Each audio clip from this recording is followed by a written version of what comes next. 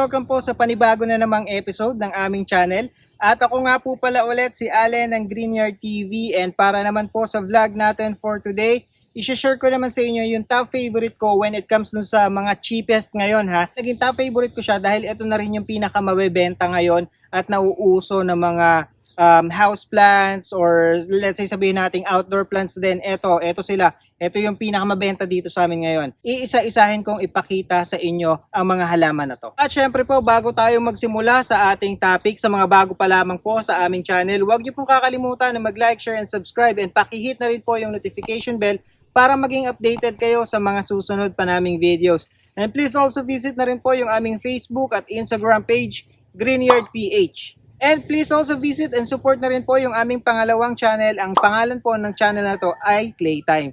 At sa mga gusto nga po palang bumisita sa aming garden, naandi dito po sa screen yung aming complete address. By the way, ang presyo nga pala nito, when we say, sabihin na natin na cheap, kasi lahat naman ng halaman ngayon medyo nagtaas ang presyo. Pero ang price range nito is 100 to 500 pesos. So doon naglalaro yung presyuhan nito. Yun, depende na lang siguro kung saang shop or kung saan kayo makakabili talaga. And pagpasensyahan nyo na kung medyo maano yung audio natin ngayon, kasi yun, panahon ng mga sikadas ngayon, kaya medyo maingay dito sa garden namin. Dahil na rin siguro tag-ulan na, so medyo patapos na yung summer, kaya nagsisimula ng umingay ulit dito. At unahin na natin sa ating list ay itong uraro or tinatawag din na arrowroot. At syempre kasama din sa ating listahan itong ating uraro or kilala rin sa tawag na arrowroot. Ito one of my favorite din kasi syempre yan, variegated. Ang ganda ng combination ng kulay niya na green at white. At kapag ka makapal at malago na yung halaman ninyo o yung uraro ninyo, ganito siya. Ayan, napakakapal yung foliage niya. Para siya actually luteya. So kalateya-luteya na medyo maliit lamang, pero yung dahon niya mahahaba, malalaki. Kasi from sa top, may makikita kayong halaman o may makikita kayong mga dahon hanggang sa pinakababa niya, may maliliit na dahon yan. And ito, normal lang naman yan na matuyuan siya ng mga ganitong klase ng dahon. So yan, ikakat lang natin.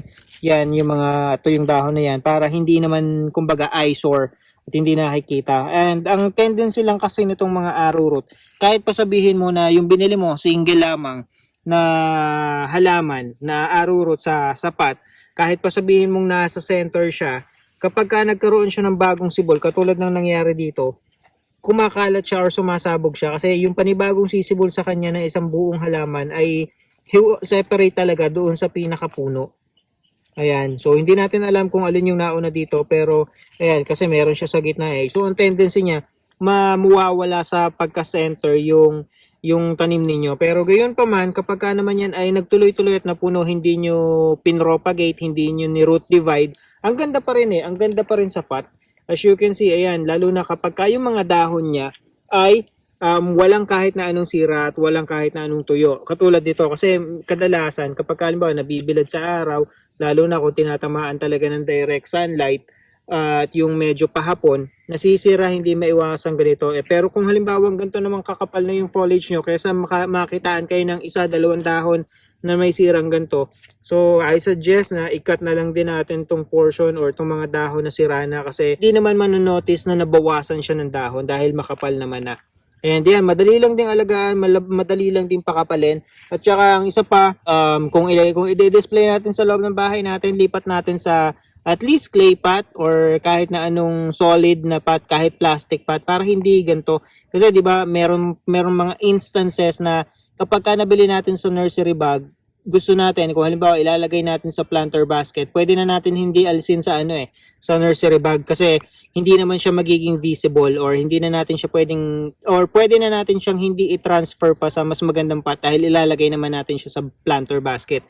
Pero pagka ganun kasi yung nangyari, ayan, may tendency na ganito, bubutasin at bubutasin kasi nagwa-wild yung pagsibol ng mga bagong shoot or bagong puno nitong arrowroot. Kaya yun lang yung ating i-avoid. And isama na rin natin sa ating listahan itong variegated gumamela. Ito naman, isama na rin natin siya. Although itong variegated na gumamela ay more on siya sa outdoor settings talaga siya. Pero kasi yung hibiscus o yung gumamela na common or yung nauna, yung original, which is yung kulay green lamang yung dahon, nakikita ko at nababasa ko even sa ibang bansa, ginagawa din siya talagang pang indoor plant or pang decoration sa loob ng bahay. Pero kaya nga isasama na natin siya whether siya ay nasa labas kasi ito hindi naman din siya ganung kamahalan, pero kita nyo naman kapag ka siya ay inilagay mo din kahit pasabihin mong sa labas ng bahay mo doon sa spot or area na natatamaan siya ng sikat ng araw tapos lumaga at kumapal siya. Ang ganda ang gandang makakapukaw talaga ng atensyon ng corner na yon or ng spot na yon kasi ang ganda ng kulay ng kanyang dahon. Actually, mas lamang pa sa variegated gumamela yung kulay puti. Yun ang nakakatuwa dito sa halaman na to. Kaya ang gandang pagmasdan, nakakaliwanag siya, nakaka-brighten ng spot o ng corner, and isama mo na dyan yung kanyang colorful na stem, which is yan mapula. At pagkatapos pagkaganto ng kakapal at kalago, grabe, ang ganda niyang pagmasdan, ang ganda niyang tingnan. Ito lamang, kung makikita nyo, I don't know kung ito ay lipas na yung mga bulaklak, pero wala pa siyang bulaklak, wala tayong maipakitang flower kung ano ba yung kulay ng bulaklak niya dahil nga syempre variegation o variegated itong gumamela na to. Pero gayon pa man sa dahon pa lamang ito at saka dun sa pinakatangkay niya, buhay na kagad yung paglalagyan nyo dito sa halaman na to. So as you can see, ito yung ating ordinary na gumamela. And let's say ang kulay ng kanyang bulaklak ay medyo may pagka-pink. Kaya lang ito around siguro mga 10 to 15 feet na tong taas na to. And ito pang outdoor talaga siya. Pero mabibili or may mabibili naman kayo nito na around 2 to 3 feet na namumulaklak na, and yun, may magbavari na lamang yung price dun sa height ng gumamela. Pero yung mga maliliit nito na around 2 to 3 feet yun, mura lang yun, hindi naman siya ganun kamahalan. And depende na lang kayo sa kung anong kulay ng bulaklak. Pero pinakagusto kong kulay ng bulaklak nito yung kulay dilaw kasi matingkad yung pagkadilaw ng mga kulay ng bulaklak ng gumamela na yun nga, color yellow. And ang sunod naman po sa ating list, hindi rin siya pwedeng mawala. Ito yung mga varieties naman ng crotons. Ito one of my favorite talaga kasi sobrang daling alagaan. Ever since, yung presyo niya hindi naman siya tumataas talaga, pero yung ganda niya na ando doon, hindi lang siya masyadong napapansin before.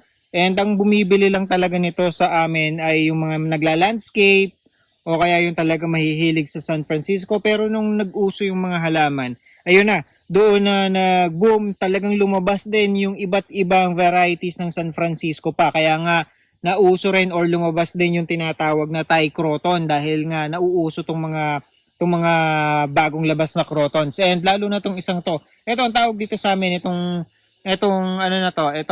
San Francisco na to ay deliciosa. Yan yung kulay green at kulay yellow. Ito mapa indoor man, mapa outdoor man, okay siya, subok siya. And ayan, kahit ilagay mo siya sa labas ng bahay ninyo kapag malago kasi mas tamaan siya ng sikat ng araw, mas makinang talaga. As you can see naman, ayan, lalong naninilaw at parang nagniniyon pa yung kulay ng mga ng kulay ng mga dahon niya. Tsaka mas lumalabas yung patterns na meron siya. And ayan, sa lahat ng San Francisco, sa lahat ng crotons, ito yung isa din sa pinaka-paborito kasi maganda yung kulay, masarap sa mata, magandang pagmasdan, at saka magandang i-display, mapaloob man at saka mapalabas ng bahay. And yun nga, maganda na, affordable pa, at pagkatapos hindi pa siya mahirap alagaan. Ito, ang ginagawa lang namin dito, watering. Lalo na kapag nasa labas ng bahay ninyo, alagaan lang natin sa dilig, especially kapag summer, syempre. And yun, ang fertilizer naman ginagamit dito, yung tinutunaw, yung complete fertilizer. Once a month, lalagyan lang natin siya para makatulong doon sa nutrients na nakukuha ng mga halaman. And ang susunod naman sa ating listahan ay itong Salum. And pagdating naman dito sa Salum, itong Salum,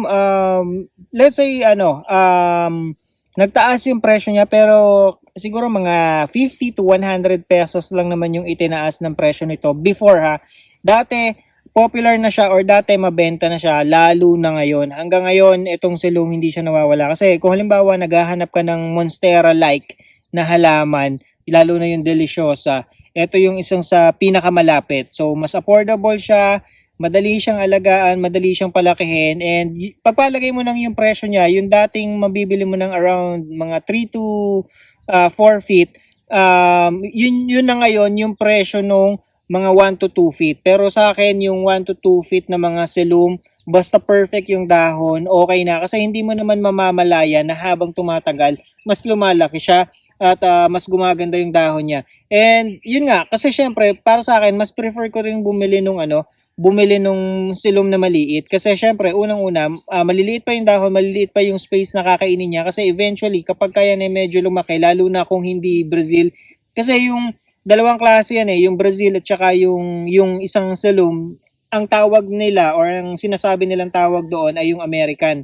And I'm not sure lamang, pero ang difference kasi nila, yung size. When it comes to size, yung petiole ng American compare mo sa Brazil ay mas matibay yung sa Brazil, mas na susuportahan niya yung dahon niya kaya mas nagiging upright yung positioning niya.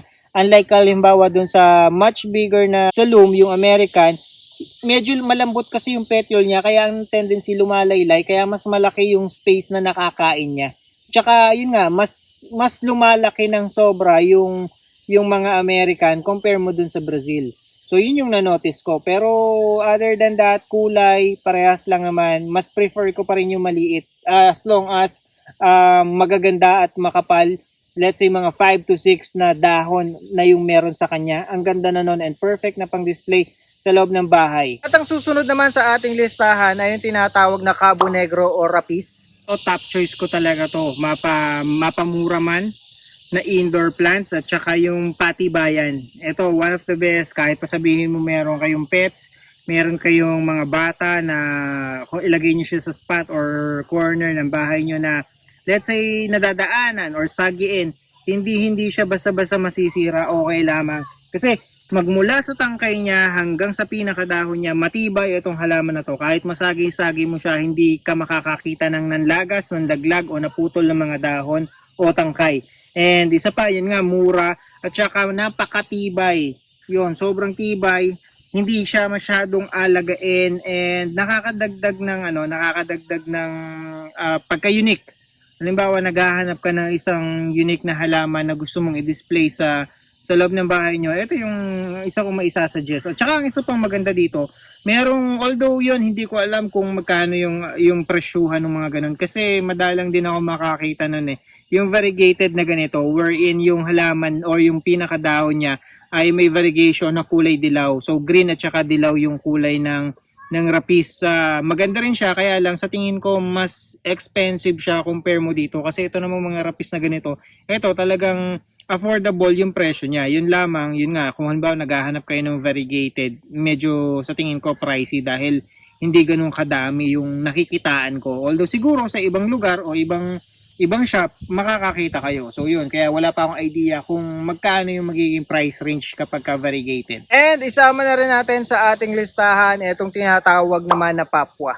So if you are looking for medyo may pagkamaliit na halaman na let's say panglagay sa mga pang table, itong Papua na to, yung po pwede. Pero don't get me wrong kasi itong Papua na to, kapag pwede siyang indoor, pwede siyang outdoor. And meron kami nito dati sa bahay namin na ganito rin yung size.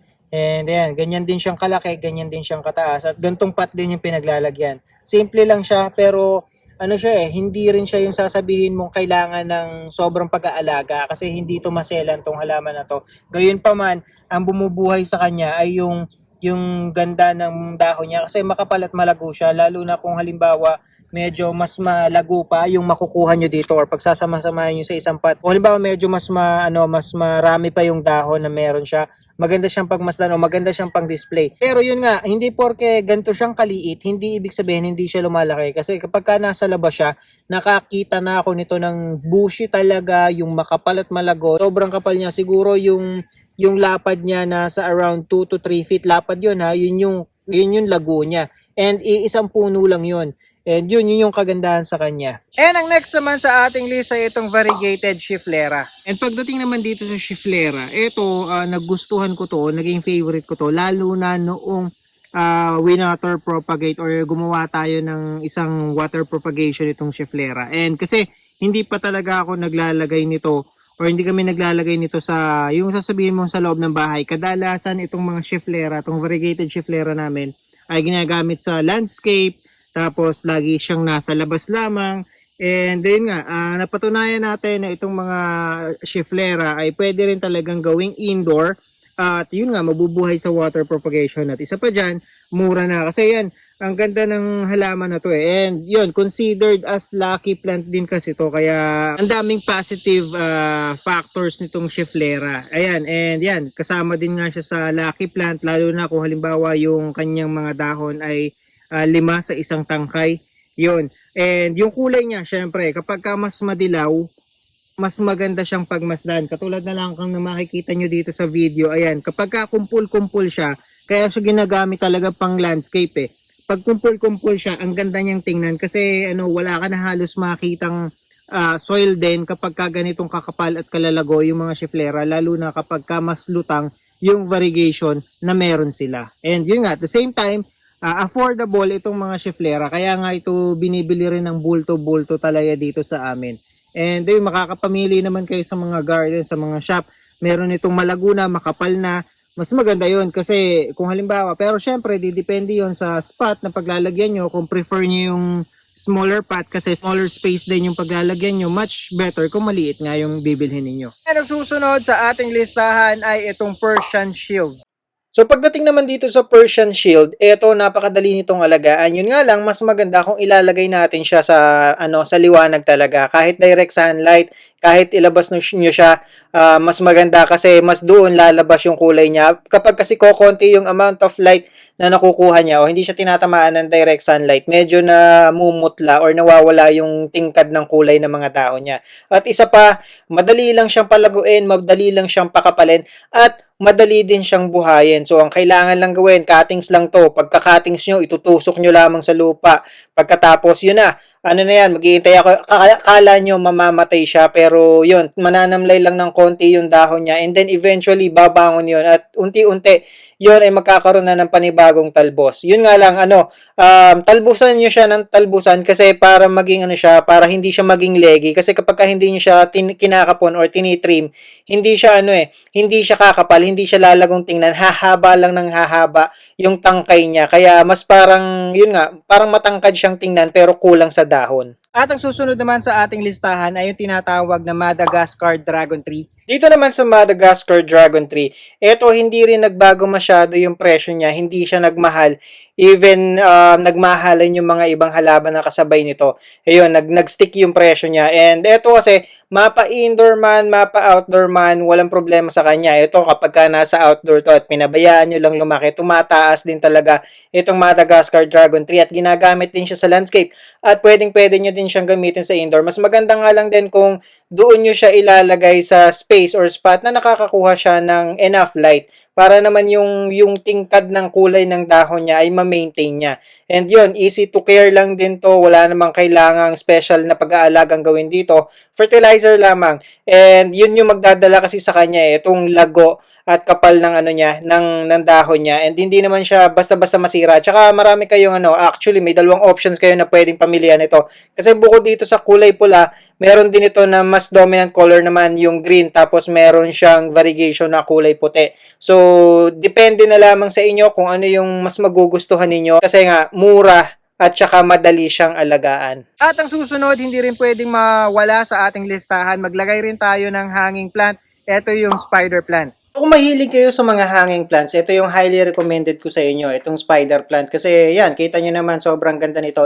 Actually, yung mga hanging plants, yung mga kasabayan nitong mga halaman, hindi naman nagbago yung presyo eh. Ang mga nagmahal talagang mga hanging plants, yung mga bagong labas, katulad ng mga heartleaf, hoya. Pero kung naghahanap nga kayo ng mga mumurahin lamang at hindi nagbago yung presyo, ito yung isa sa pinakamaganda. Kasi yun, a very good air purifier din itong mga ito. At saka yan, didepende na lamang sa laki at sa lago noong spider plant na mabibili nyo, yung magiging presyo nitong mga to. Kasi syempre, mas malaki kasi depende sa size ng basket na paglalagyan eh. Mas makapal, mas malaking basket, medyo mas mahal. Pero mas affordable pa rin kung ikukumpara mo doon sa mga ibang hanging plants o ibang halaman na ibinebenta ngayon. At ang susunod sa ating listahan ay itong Syngonium. And when it comes naman sa trailing, kung naghahanap naman kayo ng trailing, ito yung isa sa pinakamaganda rin na pwede nating mabili na sa murang halaga lang. Ito nga lang, yung nasa video ngayon is medyo makapal na. Kaya kung mabibili nyo to, medyo may kamahalan siya. Pero may mabibili naman kasi kayo nito na medyo maninipis ng konti, yung hindi ganitong kakapal.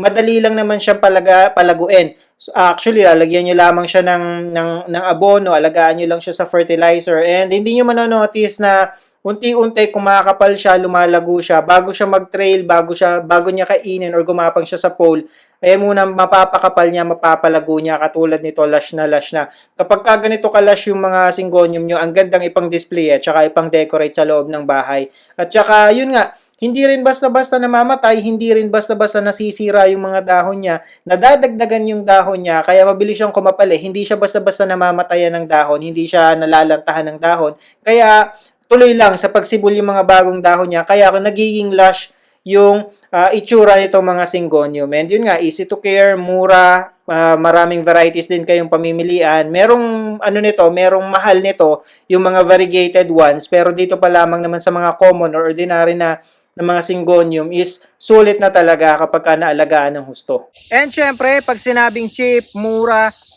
affordable, hindi pwedeng mawala sa listahan natin yung mga varieties ng Mayana. Ayan, talagang ito, hindi rin pwedeng mawala itong mga Mayana sa ating listahan. And napakarami yung options na pwedeng pamilian dito. Ayan, makikita nyo, basta ilagay nyo lamang siya sa isang mas magandang pot, buhay na makakadagdag yun sa ganda ng kulay ng ating mga Mayana. At saka napakadaling ang alagaan, mapa-indoor, mapagawin nyo man siyang mga beddings sa inyong harapan o kaya sa loob ng bahay. Mas maganda kung ilalagay nyo din siya sa tinatamaan siya ng bright, kahit indirect sunlight, basta merong liwanag siyang nakukuha, magta-thrive itong Mayana. And then nga, napakatitibay ng mga to, madaling alagaan, madaling paramihin, at madaling pakapalin. Yun yung isang maganda dito sa mga to. Kaya kung halimbawa, mabibili nyo siya ng mura, pagkatapos mapaparami nyo siya, mapapalago at mapapakapal ninyo. Sobrang ganda. And kaya ako, nahuhumaling ako dito sa mga Mayana dahil na rin dun sa striking colors at patterns na meron ng bawat variety nila. So, yun lamang po, and I hope nakatulong at nag-enjoy kayo sa panonood ng video na to. And again, sa mga bago pa lamang po sa aming channel, huwag niyo pong kakalimutan na mag-like, share, and subscribe.